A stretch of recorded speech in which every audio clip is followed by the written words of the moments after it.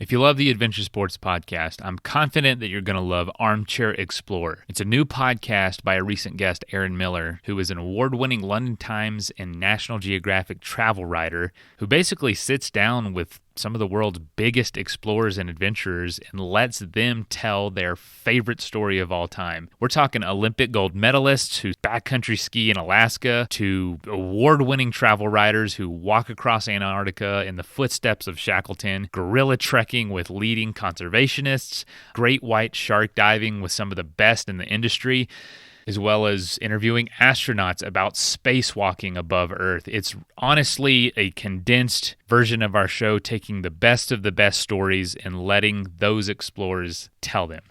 If you're interested to hear more, I highly encourage you to check out armchair-explorer.com or just looking up Armchair Explorer anywhere you find podcasts. And let it inspire you to get out there and do something fun and do something epic. Just because I still had those 2 thumb tips, even though the insides were kind of burnt out. And he told the nurse to get a needle, and he pricked both of my thumb tips. And he said, if they bleed, I will try to save it. And they both bled. This is the Adventure Sports Podcast, where we hear stories of adventure from every corner of the planet. We interview all sorts of folks who are using their sport to explore the world around them and give you the inspiration you need to get out there and have some fun.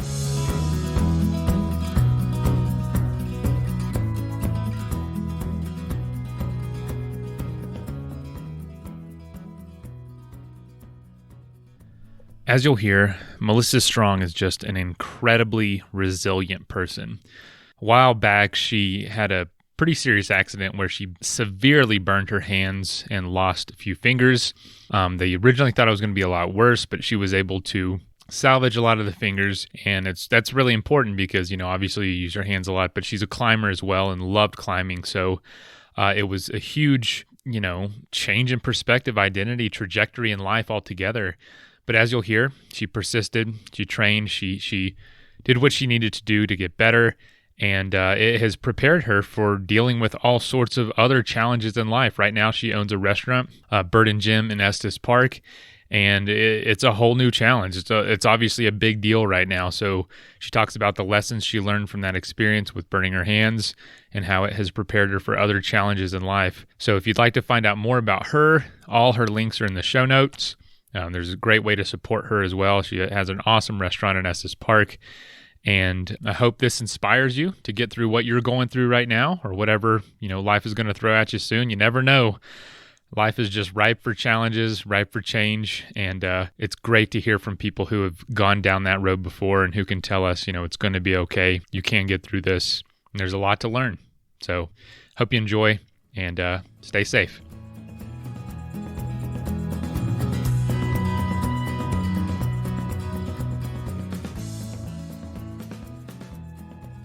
Well, folks, welcome to the show. Today we have a great guest, really cool story. You've heard a little bit about it in the intro, but I want to welcome you, Melissa, for being on the show, and thank you for joining us today. Well, thank you. It's a pleasure. Awesome. And now, where are you coming from today? From my house in Estes Park, Colorado. Oh, very cool. Very cool. So, I know a little bit about your story. I would love to hear it, but first I'd love to go all the way back. Where is home for you? Where did you grow up? And, what was some of those early experiences around adventure sports? Was your family really outdoorsy? Like, what was that about? Well, I might be a little opposite of most people in adventure sports that you interview. I came from Massachusetts, right outside of Cambridge, Mass, in a small town called Belmont. And we were raised more on the ocean, so I would deep sea fish with my dad and go skiing. And that was always a family activity as well. So we'd go skiing up in Waterville Valley, New Hampshire. I learned that when I was 4, how to ski, and kind of has skied ever since. But ironically, in Colorado, now I probably do more climbing than skiing. But being raised as enjoying the outdoors, but we were never pushed into anything. So I was honestly the kid that got C's in gym class and was probably maybe would have been voted never likely to be an athlete. You know, what's funny is that's not as uncommon as you'd think it'd be in the adventure sports world. Almost every other person we interview is like, oh, yeah, totally out of my league. Like, this was not on my radar. I'm from Florida, so I mean, you know, the mountains, and I actually live in Denver, so not too far from you. And just a totally different world. It's almost like we all find our way here out of, I don't know, rebellion or something. Just something different, I guess. And the mountains definitely were why I moved here. I went to college in New Orleans after Massachusetts and Loyola University, graduated, and I just really wanted to live in the mountains for a year before I started real life. And I knew nothing about rock climbing, you know, maybe had gone on a few very minimal hikes, did a little mountain biking in Louisiana, which you can only imagine wasn't that mountainous. Right. Oh man, probably around some mines or something. That's the only hills we had in Florida mountain biking were old phosphate mines. And yeah, nothing like the mountains for sure. But that's pretty wild. I did not know any of that. So you know, how did you end up in Estes specifically? Because, you know, there's a lot of cool ski towns in Colorado, of course, and Estes ain't necessarily known for skiing. Right. No, it was kind of a strange story. I was with a guy at the time that, you know, I had been with through college, and we wanted to live life in the mountains together. At least we thought we did. And we left Massachusetts and drove across the country. We had friends that lived in Colorado, and he had been to Colorado before. So we kind of avoided Colorado to see what else was out there. He really liked Whitefish, Montana. At the point in my life, I just felt like it was a little too remote for what I was looking for. Yet we were, you know, still looking for remote, but Whitefish back in the 90s was really remote. I can imagine. And yeah. So we continued on and drove into Washington State and down into Oregon, and then kind of did a U-turn. And I really liked Bend, Oregon, and I got that he vetoed Bend, Oregon. So we were just kind of like, well, where do we go? Like, might as well go to Colorado. We know we like Colorado. So then came through Fort Collins, drove up through Estes Park to get over to the ski resorts, and went to the ski resorts, and we were looking, you know, at the classifieds and apartments and jobs. And, you know, we really realized that cost of living is expensive over there, and we would be, you know, basically just working to barely get by. And we actually got in a fight, and he said, let's flip a coin. Heads, we go back to Massachusetts, which is where I was from. Tails, we go to New Orleans, which was where he was from. And I said, well, I don't want to do either one of those things. And I made that clear all along, but let's just go to that little Estes Park town. It was cute. It wasn't too far away from everything else. It was affordable, and it was a mountain town. So we, at that point, left Dillon, Colorado, and drove to Estes Park. That was 1996. I've only left on vacation. Holy cow. That is wild. I was going to say, I was like, well, a coin only has two sides, and if one's Massachusetts and the other is New Orleans, something happened. So you said no to the coin toss. Absolutely no. Yeah. And Estes was on our mind. I don't know. It was just, it was affordable back then. Obviously, things have changed a little bit. But the affordability and the closeness, like I like being removed, but I also like not being too far away from an airport if you're going to go on a trip, or an Apple store if you need your computer fixed. You know, that is a good balance. And I think all of us go through that time where we want just utter remoteness. And I actually just did an interview with a really well-known author and park ranger in Denali, and they're leaving for Texas, and she was saying the reason is, you know, snowmobiling 3 hours with my two children to go to a doctor's appointment is very overrated. And Yeah. I was like, God, yeah, no kidding. I would not like to be doing that. So I think we all have that, but as you get older, you just realize that balance really is like it's perfect. That's what balance is all about. It's like I can get my laptop replaced or fixed, but I have this incredible, essentially backyard, and it totally makes sense. I love Estes, love Grand Lake too on the other side, and I'm sure even in the 90s, Estes was just that right amount of not too busy, but everything you were looking for. That's pretty cool, and I'm sure you've seen a lot of change over the years. A lot of change for sure. Yep. The winters in Estes were really, really quiet, and now with the growth of the Front Range, you definitely see a lot more people.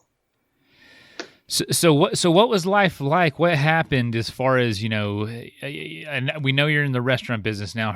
Folks heard that in the intro, but did that start off early on back then, working at a couple restaurants nearby and going from there? Exactly. I just left my house, which was at one end of town. And with the guy I was with, I said, I'm going to look for a job. And I came back within 10 minutes and he's like, what, did you change your mind? I'm like, no, I got a job. So I just drove to the far end of town where Ed's Cantina still is, and walked in and hit it off with the owner at that point and got hired. It was October at this time. So everyone had lost their summer staff, and we knew we were going into the slow season, but that was just our time in lives to move here. So started working at Ed's, just as a kid right out of college, and thought I was going to go back for my master's and PhD in literature, because that's kind of what I left college with my mindset on, and just kind of continued restaurant working, getting a feel for life before I went back to school. And I really liked it. I enjoyed it. I enjoyed the people. I enjoyed the fact that you can change someone's day, being their wait person, you can change their perspective. You can give them a different outlook, and you can just give them some kindness. And it just clicked with me. I really enjoyed the hours. I was maybe still living a little of a college life where I was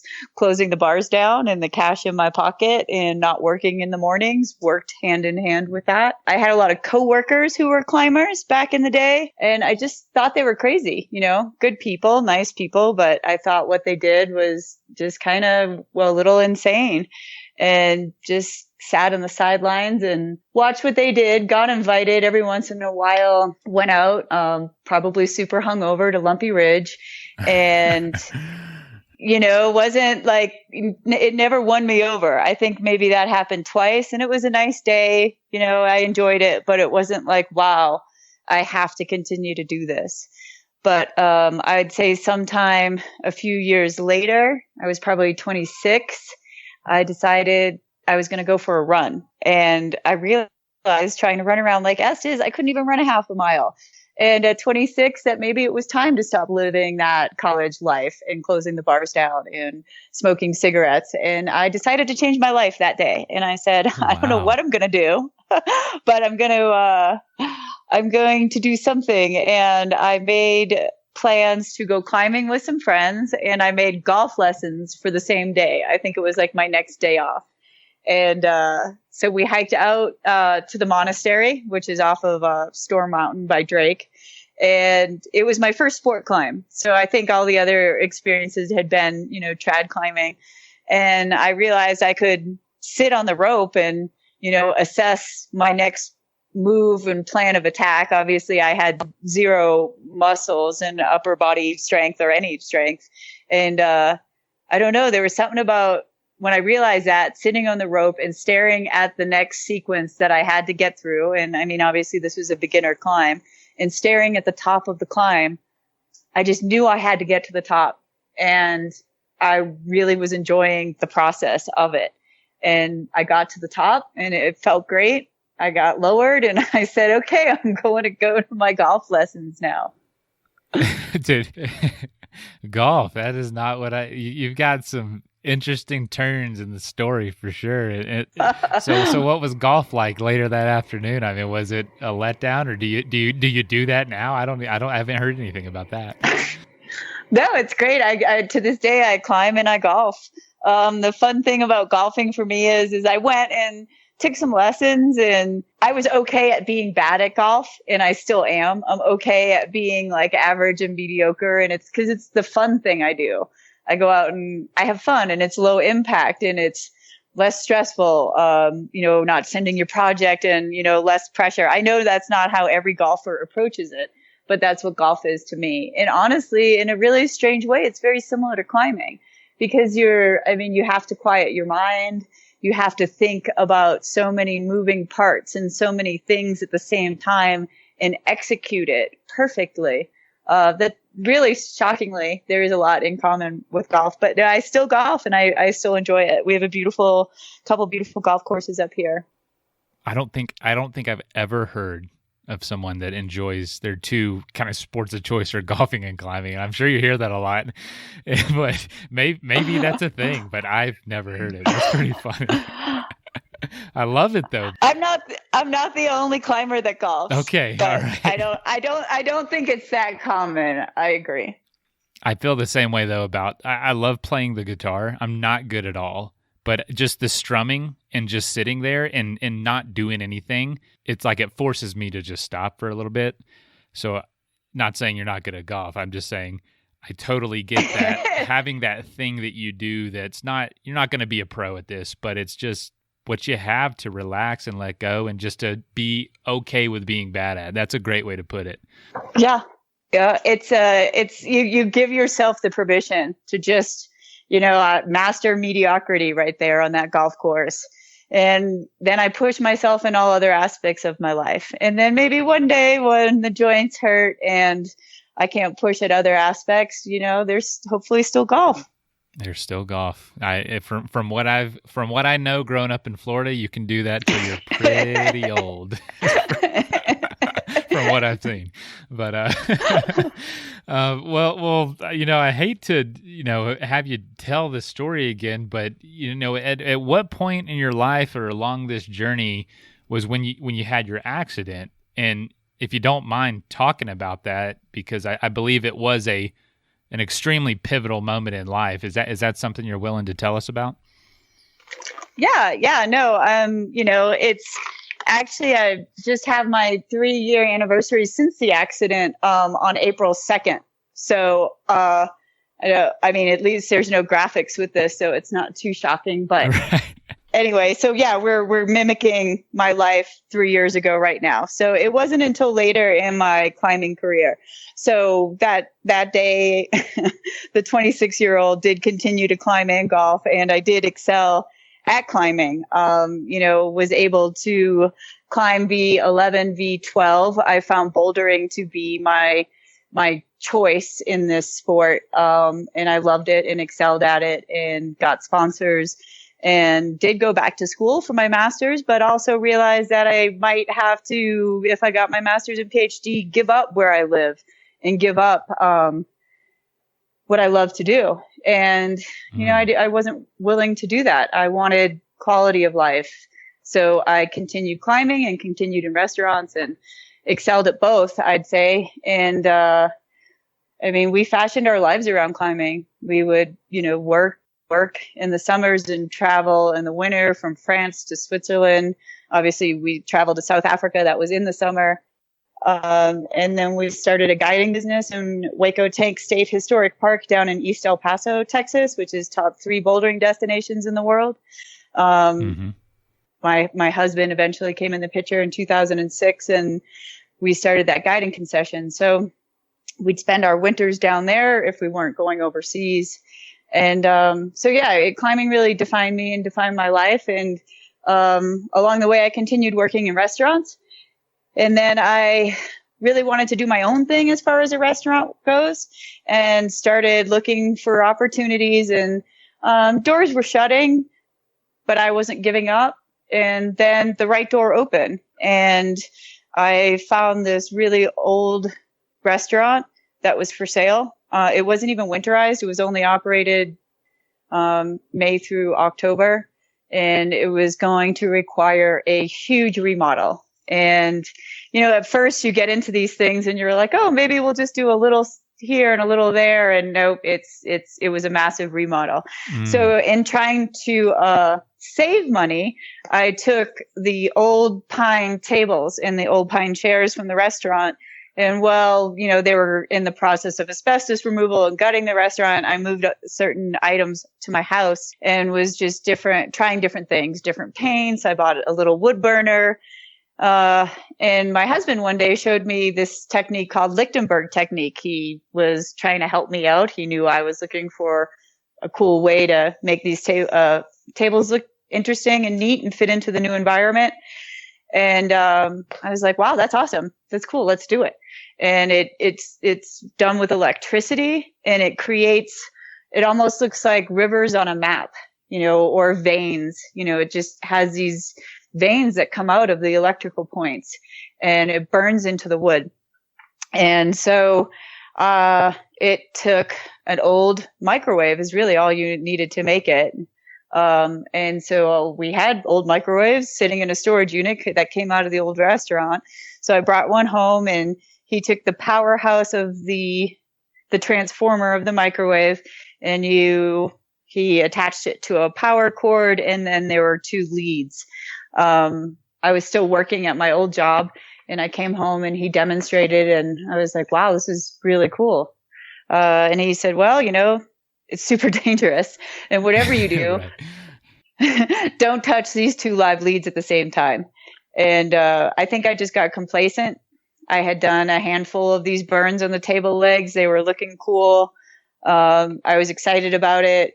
I had just come back from Waco. Unfortunately, the year before, I tore my ACL, MCL, meniscus, and fractured my tibia skiing in Rocky. Gosh. And so I had just made my comeback, and I was able to climb V10 that year, 8 months after doing that to my knee. So, I still wanted to climb harder and still wanted to push and get more recovery, but, was happy I got, to a point where I was climbing hard level. And anyway, came back to Estes to check on the restaurant and the construction and started to do these electric burns.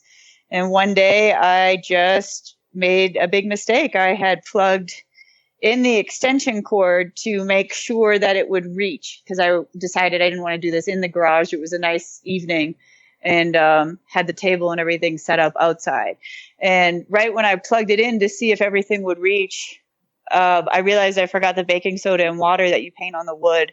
And I went back into the house to get that mixture. And I had just dropped the extension cords, and I left them plugged in. And that meant that was basically the on and off switch for the machine. There was no, now you turn it on. So I left it active and live without realizing, and came back and picked up both leads at the same time to connect them to the wood. And at that point, I connected myself to the electric chain, and I couldn't let go. I read an account of that experience for you that you wrote later, of course, and just sounded like an incredibly traumatic moment and experience. You blacked out briefly, and when you awoke, like you said, you couldn't let go. I just can't imagine what that was like, what that felt like, or what was going through your head. I'm sure it was one of those situations that was slow motion, but also happened so fast, like people describe car accidents.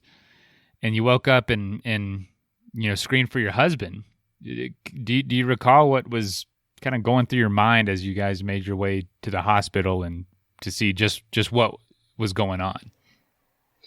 Well, when he heard me eventually, and we got in the car.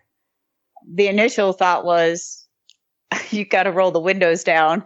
I didn't even have to say that out loud because he did. But the smell was so bad. I was still smoldering at that point.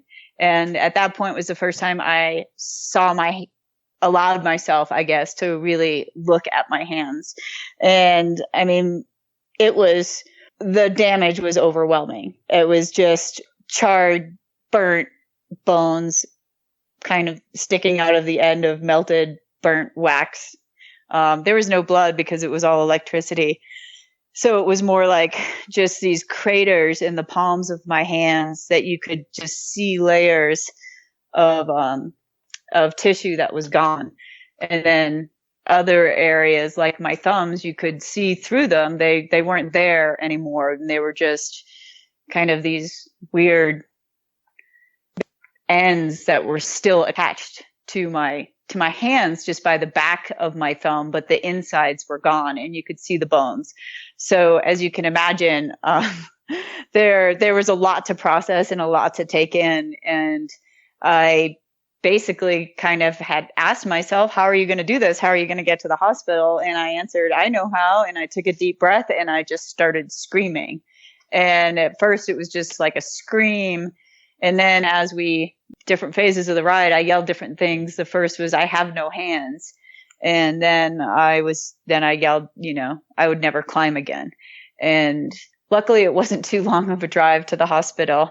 But those were the thoughts and what was translated into screams that were coming out of me.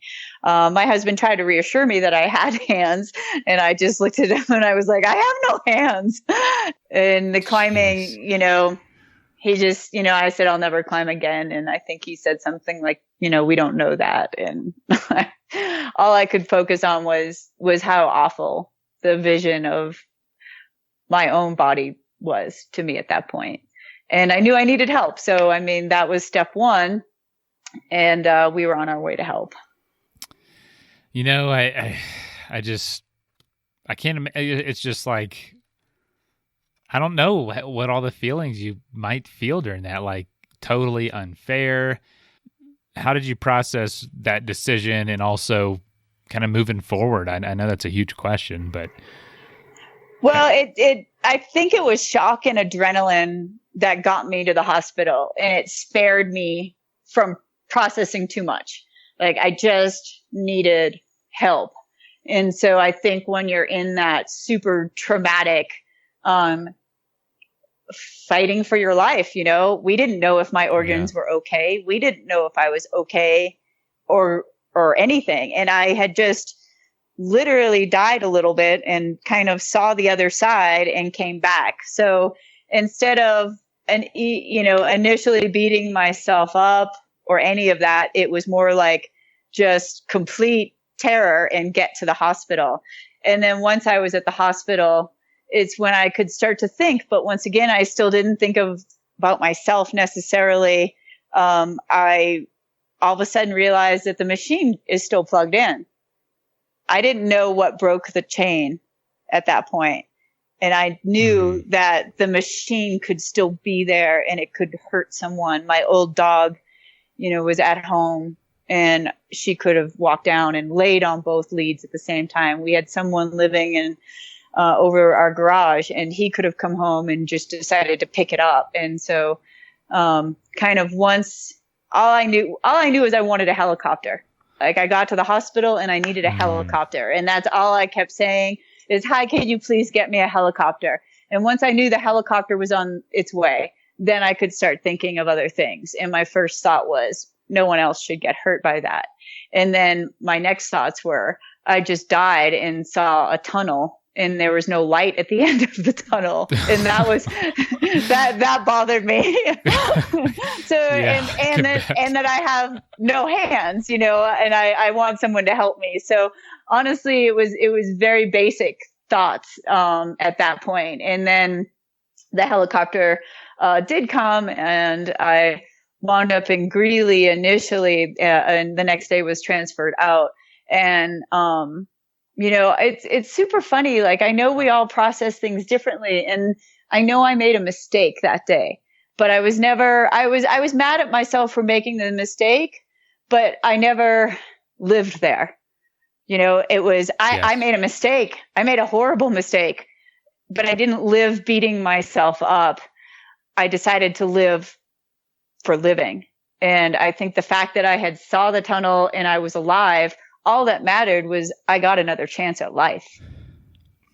Absolutely. Yeah, and that's a great way to process that, because, how many close calls have we all avoided that if something wouldn't have happened at the last second, or a twitch of the elbow on the steering wheel, it'd be a totally different situation for any of us. And all of us have been there, and we could all say, oh, how could I do that? How could I do that? But sometimes the stars align and things happen like this, and it is now your, in a way, cross to carry or obstacle to get over or lesson to learn.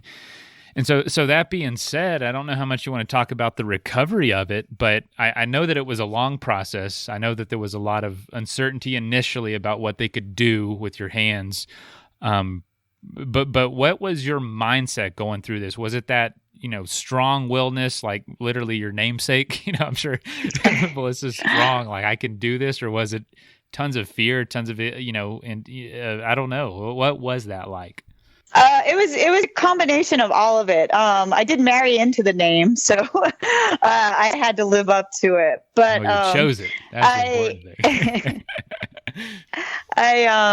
It was everything. At first it was fear and gut wrenching sadness.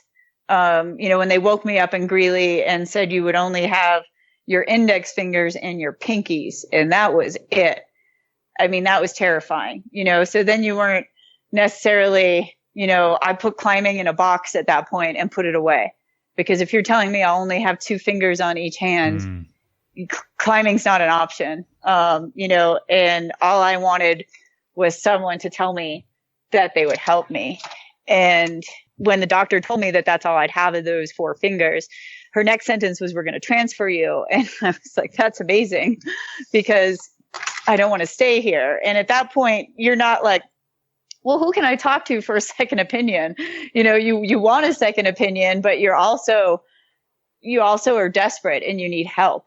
And luckily, my second opinion happened to be this amazing doctor when they transferred me that day of telling me that news to UC Health in Aurora. I went to the burn ICU there, waited for a few hours for that doctor to get out of surgery. And he came in the room, and at that point, you're definitely on a lot of drugs. The pain was crazy. I don't do well with opiates. They make me violently ill. So they were trying to mitigate that, but they definitely get you to a little bit more of a numb state where it's almost surreal, and you're kind of, watching a movie of yourself play out, yet you're feeling the feelings, deeply. And I just remember sitting there and waiting for this person who might be able to help me. And he said, just because I still had those 2 thumb tips, even though the insides were kind of burnt out. And he told the nurse to get a needle, and he pricked both of my thumb tips. And he said, if they bleed, I will try to save it. And they both bled, because you have an artery on the back of your thumbs. And because he had some blood to work with, he just said he'd try to save it. At that point, he didn't have a plan. He just knew he had some important tools to work with. And that's all I needed to hear, was that a doctor said, I will try. And at that point, then I can't say I had the best attitude in the world and I was so happy. But I did have a good attitude because I had someone that wanted to try to save my hands. And that's all I needed, is that. I read that you overheard the doctor talking to your husband saying we could potentially use a big toe, and your husband said, we are not using her big toe. Yeah. And at that point, he was thinking about climbing, and at that point, once again, climbing was in its box. And I was like, I can't even think about that. But he was thinking about putting a climbing shoe on. It was super funny because at that point, being in my foggy state, I was kind of like, why not? If that's what it takes, whatever this man wants to do, let him do it. Yeah. But luckily it didn't come to that. So what was recovery like? You mentioned your arms being sewn together. I mean, that is wild. It was the whole thing was rough. It was a sequence of surgeries, of first cleaning and debriding surgeries where they would just trim back. So electric injuries are similar to frostbite in that they're still declaring themselves initially. And so they didn't want to go in too fast and do anything. At first when you look at your body like that, you're like, something has to happen fast. And, then they explained that, no, this isn't a fast thing. We're going to kind of do a few exploratory surgeries and get in there and clean and check things out. And, my doctor was just amazing with the fact that he would communicate everything with me, and I was part of these decisions, even though I didn't know, or have the knowledge, obviously, that he had. So it was terrifying though, because my poor husband, I'd wake up from surgeries that they were just debriding, and I would look at him and say, do I still have my thumbs? Like, that was my first question out of my first surgery. I was, still worried that they were going to find out that no, it's the tissue's too necrotic and we're just going to have to take them off, because that was a possibility. And also going into one of my first surgeries, it was funny, waiting for my surgeon. One of the residents was there. He was already a doctor. He was already a plastic surgeon. He was just doing what he needed to do to get his specialty in hand reconstruction. And I noticed he was kind of lean and kind of fit, and he had a Arc'teryx coat on.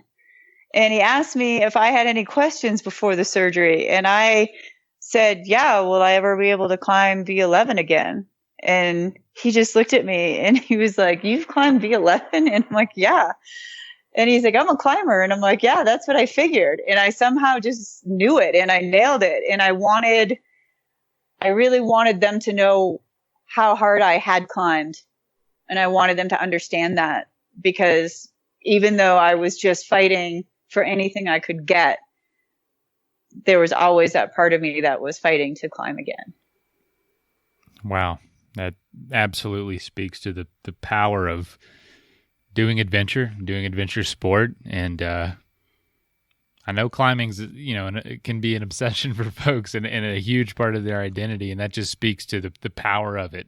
And I'd say I can totally relate in my sports. So, gosh, it's a long process from that surgery table to when you did get back on the rock.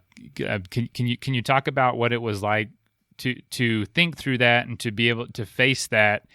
And was there a lot of apprehension around that as you waited and healed? For sure. No matter how much climbing was in its box, that box would rattle and shake and it would come out, and it was there, and I would tell my doctors, and it was always in my mind. But yeah, then the next few surgeries were they sewed my arms together, and that was, they call it bilateral flaps. And it was to introduce those burnt bones to good blood flow and try to get them to live, because they were still in the process of living or dying. So that whole time, then you also understand you're not doing any self-care. You can't brush your teeth. You can't comb your hair. You can't go to the bathroom. You can't dress yourself. So even though climbing was there through all of that, there was also the daily struggle of just being and of trying to, stay on the program and stay optimistic and do whatever I could. They gave me permission to ride a stationary bike, so I would have to find the state. It took me 3 days. I looked for the stationary bike. I found it each day, but because of the amount of drugs I was still on, I couldn't remember where the bike was. I'd have to look for it again. And wow. I would just get on it and prop my arms up. And I'm sure I was doing probably, very little actual cardio, but it was something to keep me moving and to keep, the blood flowing. And, I was hoping I was helping myself. In that process, I did say to my nurses, like, hey, do I have to have all these drugs? And she's like, no, you're at will. You can ask for them or you don't, it's whatever you want. And I'm like, oh, cool. Let's start weaning off. And that was a while, it took a minute. When I woke up from the surgery, when they sewed my arms together and they did cut off any remaining bones, that weren't going to make it, like on my fingertips and the ring finger of my middle finger of my right hand is the shortest. But, and when I woke up from that, that was the most pain I had experienced throughout the whole process. So it did take a couple weeks, or maybe like 7 or to 8 days after that I was, asking to get a little less of the pain relief, that I didn't need it at that much anymore, which was amazing and shocking because it's honestly hard to believe. But during that time, I did watch my left thumb tip that was attached to me, my hand and my other opposing forearm, turn black and die. So we knew that was a problem that would have to be addressed when the skin grafts happened. At this point, everything that was open is still open. So it was dressing changes every day, visits from friends. There was some amazing art that happened to be on display at the medical campus. The inventor of the defibrillator apparently has millions of dollars worth of art. And so a 5-minute walk from my hospital room every day, like when someone would visit, we would walk and look at Renoirs and Picassos and Monets. And it was really amazing. Then you didn't just have to look at me in a hospital room either, and you could get outside and have that distraction. So I had a lot of good distractions. But the first words I wrote after they separated my arms and skin graft them, and that was horrendous to see that I had completely weaned myself off of all opiates after the last skin graft, after the separation skin graft. And then they showed me my hands, and it was rough. It was horrible. I don't know what I was expecting, but you put your all into healing, you have all faith in your doctor, and then you see, I call them Frankenstein baseball mitts because that's what they look like. I read that. I was like, that's rough. That's rough. And they were attached to my hands, and they were my hands now, and I was just like, oh God. And a friend of mine had said he was flying in to help me. And initially, before I saw my hands, I'm like, oh, I think I'll be fine. And then I saw my hands, and I was like, Adam, you should call him and make sure he's coming. But anyway, the first words I wrote with my new hands exposed was that I hope I could climb one day. So once again, even though I tried to bury climbing and put it in its box, it was always there. And I went home from the hospital, I think it was like May 12th. And, these are just like fresh skin grafts. Just as my doctor said, it's like putting sod down. It's all squishy, and you have to be really careful, and you have to be really careful that it's going to take and that you're not going to get an infection. And then at that point, I had lost a lot of length on the left thumb.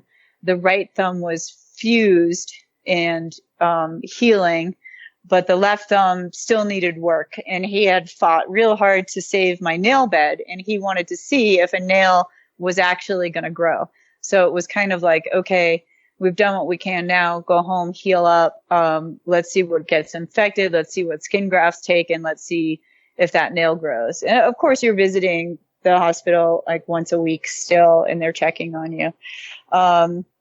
So it was a long process, but I had the restaurant, which was amazing.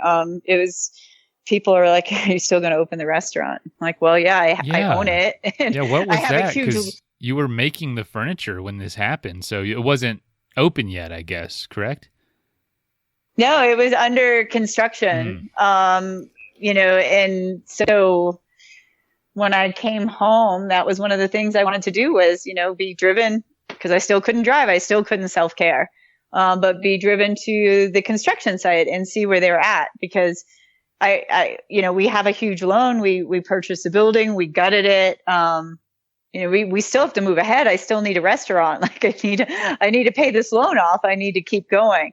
And I had partners that I brought in, and they would visit me in the hospital, and, I would just, they were my hands. So it's like, if I needed anything hands-on at that point, they could do it. But most of the stuff I could do, you could still, even with my arms together, I had one index finger where I could scroll through the computer and, voice dictate things and, get our credit card processing system set up, get our computer system set up for the restaurant. I did all the interior decorating basically from a computer during my recovery, all of the light fixtures, the wall paint, the furniture. So I stayed distracted, which was super helpful because at that point now I'm home. It's spring going into summer. People are saying goodbye to me going climbing, and I'm sitting at home. And that was hard. You get that left behind feeling. They're having fun and I can't. And I could have gone and watched them climb, but I didn't necessarily think that would lift my spirits. Yeah, no, I totally get that.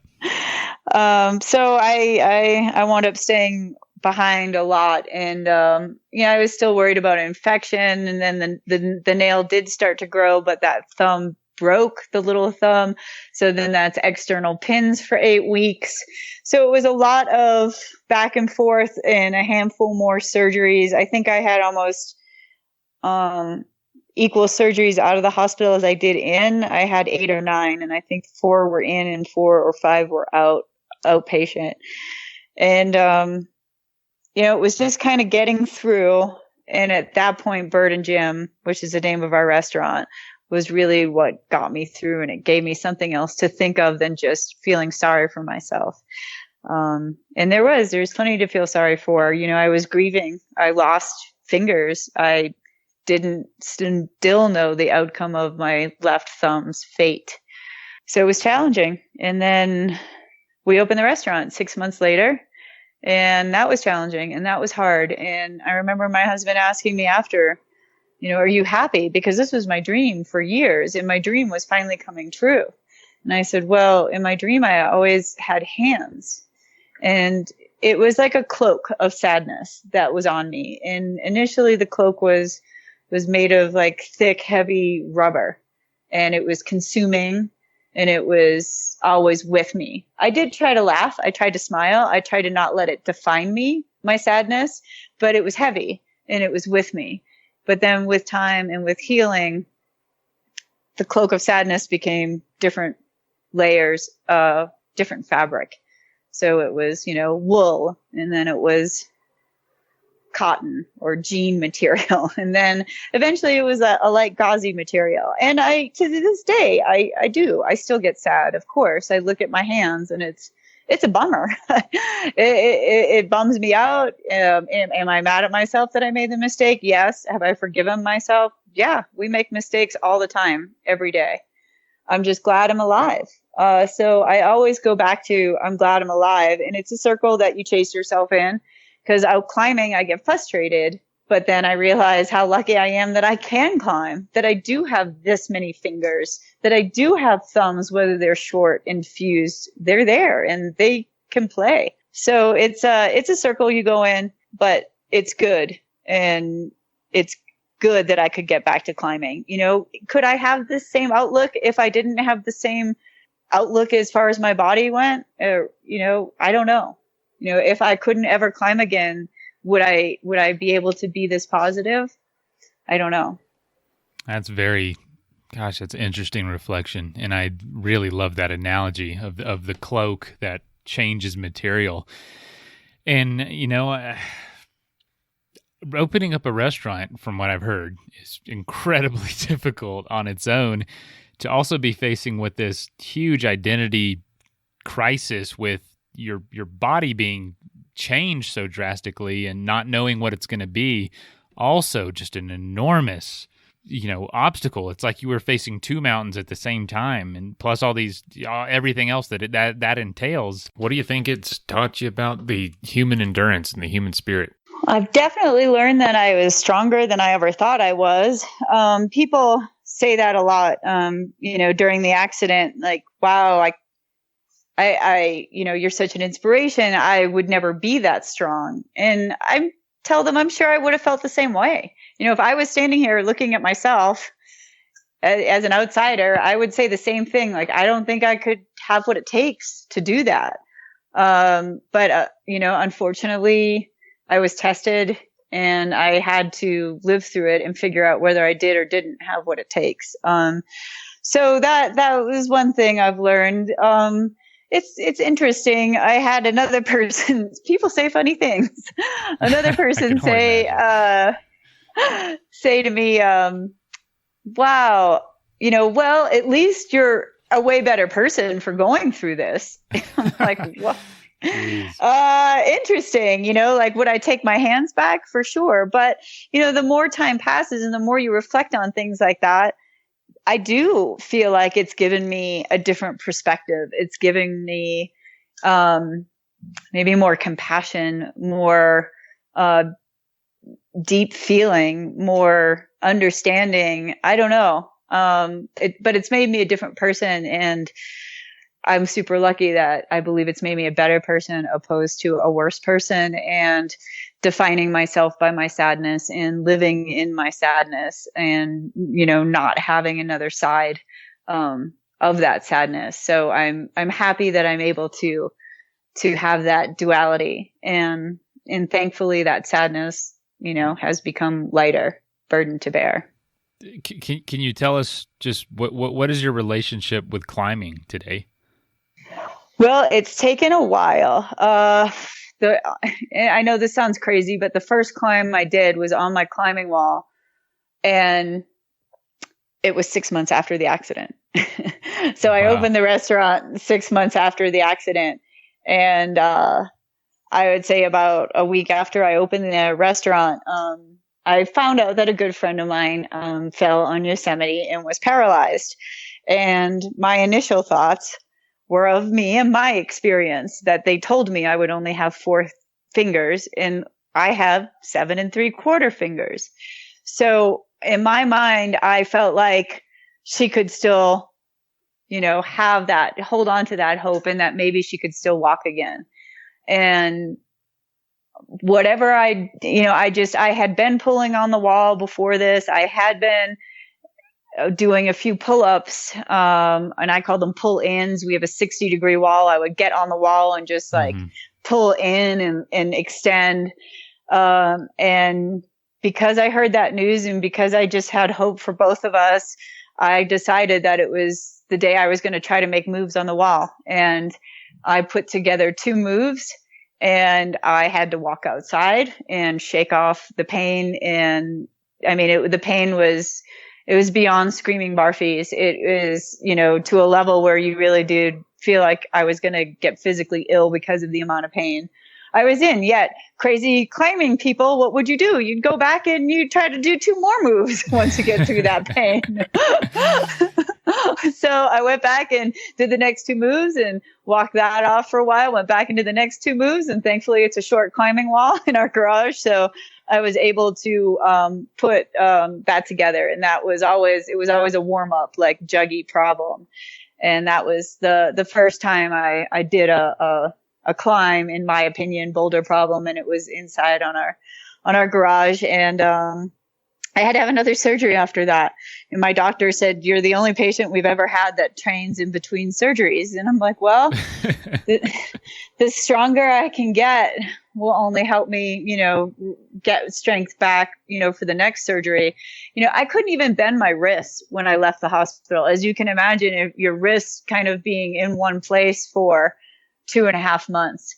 So I really came a long way in a short period of time.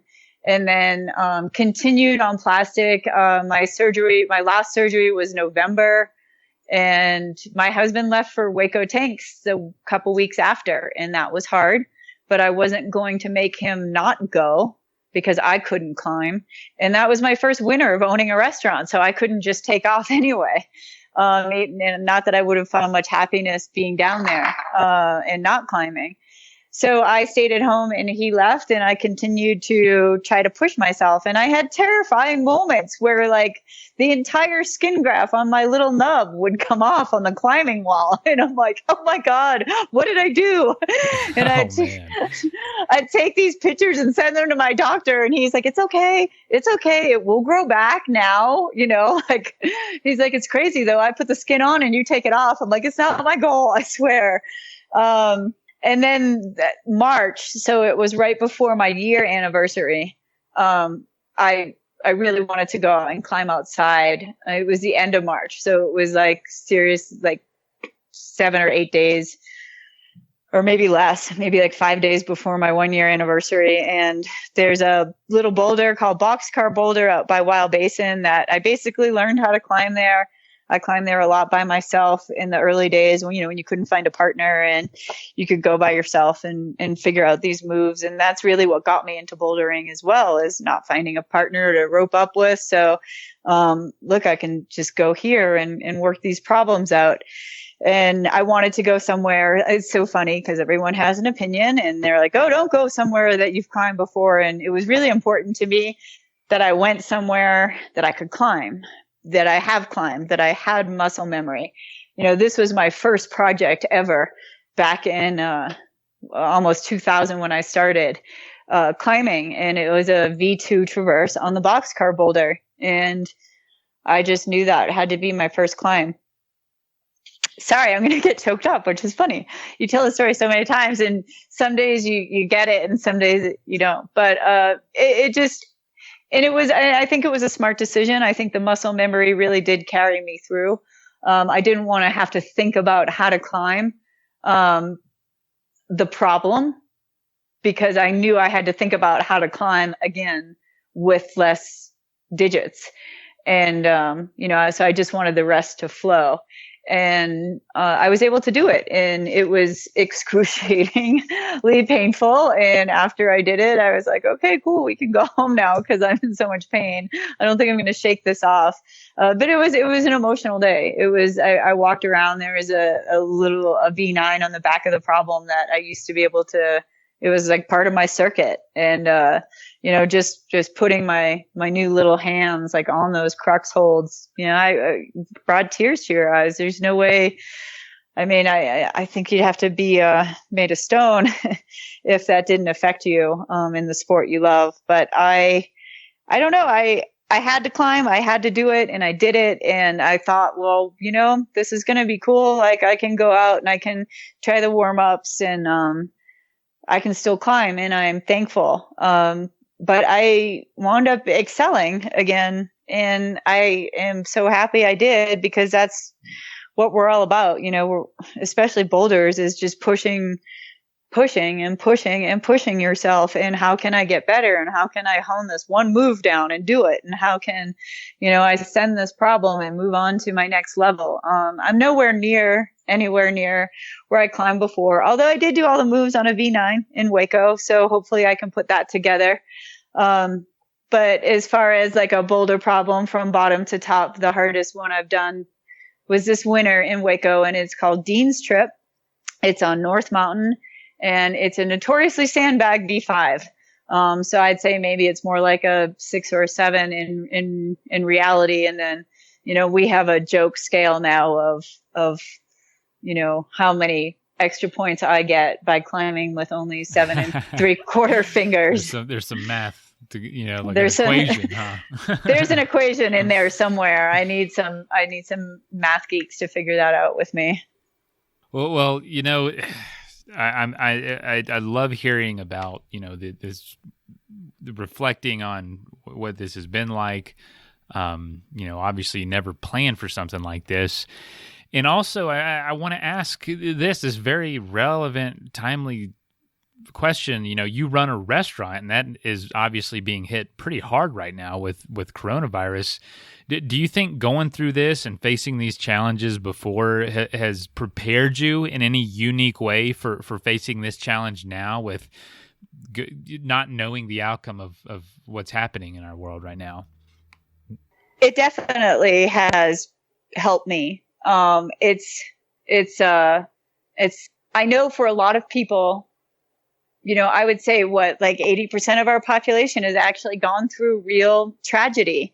And I know one thing that this does is it's PTSD. It brings back your tragedy, in good and bad ways. And especially having my anniversary right now. Yeah, exactly. Sitting here and, filling out forms and trying to wrap my mind around the Government Care Act, because like I need that, to keep my employees going and to open my business. And, people are, found boulders that are remote and in the woods that no one else is climbing on. And they're like, do you want to come with us? And I'm like, no, I'm just going to sit at home. And I'm like, oh my God, this is really bringing me back to those early days. So it definitely brings back some sadness, but it makes me makes me realize I can get through it. I feel like, and I don't want to tempt fate because who wants to do that? But I feel like I can get through almost anything. We've lived through fires up here. We've lived through floods up here, and I've lived through my own personal tragedy. So I do feel like I have what it takes to get through, and I have what it takes to lead my team through this as well. We did decide to close. We did 1 week of takeout and delivery, starting the 16th of March. And then on the 26th, when the governor, announced the stay-at-home order, we felt like it was good decision for the safety of our employees and to encourage people, to stay at home, that we felt like it was the best decision to close. And that was a super hard decision. It was my dream. And I put my everything into, including life and limb, opening this restaurant. And so to close the doors, it was very hard and challenging. And to lay off 50 employees was gut-wrenching. And that's why I've done everything to dedicate my understanding of this CARE Act and getting the funds needed to pay my employees and get back to work and, support them as much as possible.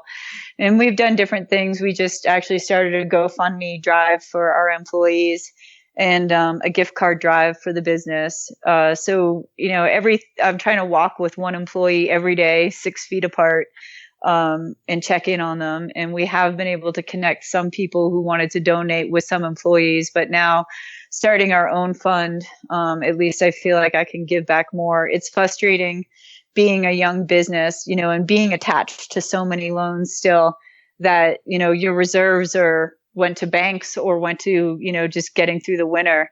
And it's hard not having those reserves to, try to help your employees through this. But we have a great team of awesome people who are getting by and supporting each other and giving each other that love. And it's super hard for me not to be open for our community. But I think, we're assessing everything and we're just kind of waiting for that Colorado, peak and to see the curve flatten. And we will go back to takeout and delivery, and then hopefully be able to open in, what we're all living through the new normal is. Yeah. And you've had that normal transition a few times now, and that, right. And that you can get through it, and that, you're uniquely, almost, I wouldn't say uniquely prepared, but that does give you some strengths, and hopefully it's not like, oh crap, here we go again. You know what I mean? But it is that, and it is life. Life is hard. It is. It's challenging, and it comes with tragedy, and it comes with curveballs. And I'm thankful that I have learned this skill set, that I can share it with my employees, and I can give them faith. We were giving away food after we closed, and the employees were coming in because we were giving it to employees first. And I had 3 employees standing, away from each other and away from me that were all crying. And it was just breaking my heart that I couldn't hug them or try to do something to make them feel better. And I just said, just so you all know, I don't fail, and you're all on my team. Melissa, strong indeed. Jeez, that is awesome. Now, that's really everything I had to ask you. And I really hope to come to your restaurant one day, the Bird and Jim, and have a meal. I love Estes and would love to come see that. And obviously once all this is done, but is there anything else you'd like to share with listeners? I'm going to plug everything in our show notes so that they know where to go and how to find you. But wow, thank you for sharing the story. that's no, and that's super awesome of you. It's hard in these times to ask for help. And honestly, I was never a person that asked for help. I was always like, the restaurant manager that was like, I'll just do it myself because it's easier. And I really think that my accident, I know it forced me to ask for help. I had to ask for help pulling my pants up and down. I was at a baby stage in an adult functioning brain and body saying, I need help. I need help, please. That's humbling. And it's humbling. I mean, I couldn't shower myself for months, so you have strangers showering you in the hospital and you're just so grateful. I'm just so grateful for my healthcare workers, for my doctors, for my friends and my husband and my family. Like I needed help and I had to ask for help and people were there to help me. And, so it's hard. It's hard going back and asking for help, for my staff, but, we'll take the help because, I know that some of my staff lives from paycheck to paycheck and I know that I can't financially give them the help. I can do my research on the government plans. I can apply for everything. And we were one of the first people to get our paperwork in this town and apply for these loans. And I will do everything I can to help them. But, I had to ask for outside help and ask for gift cards and ask for a GoFundMe for my staff. And that's hard to do. But I think I learned that this is when you do it. And this is when it's okay. And people want to help and want to give when, there's true tragedy happening. And I know not everyone's in the position to help. So anyway, I appreciate you sharing that. And besides that, I think I'm hoping to write a book. Rock and Ice has really encouraged me to continue on with my story. When I wrote that article for Rock and Ice, I went in there and said, nope, I'm writing a book. They were like, okay, well, you should write an article first. And, dip your toe in a little bit, test the waters. That's awesome. Right.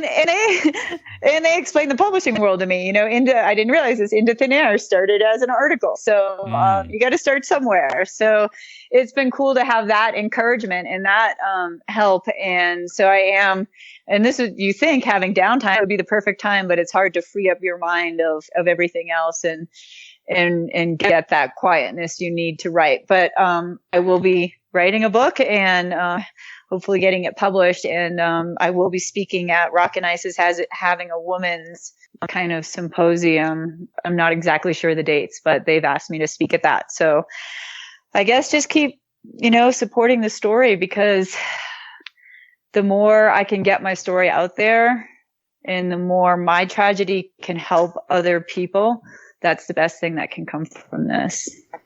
Absolutely. And I think that's why these things happen, is to be relatable, to be able to share and to learn. And so it sounds like you've learned some incredible lessons. And I look forward to coming and having a meal one day at a Bird and Jim. First of all, thank you so much for listening. It means the world to us that you choose to listen to this show. If you'd like to help us further, you can leave a review on iTunes, share us with your friends, your family. It goes a long way to grow in the show. You can also support us financially through patreon.com/adventuresportspodcast. Link is in the show notes. And also, if you have an idea of who could be a good guest for the show, we're always looking for people to tell their story about the outdoors or adventure. So if you know someone, please reach out. Email us at info@adventuresportspodcast.com. And until then, get out there and have some fun.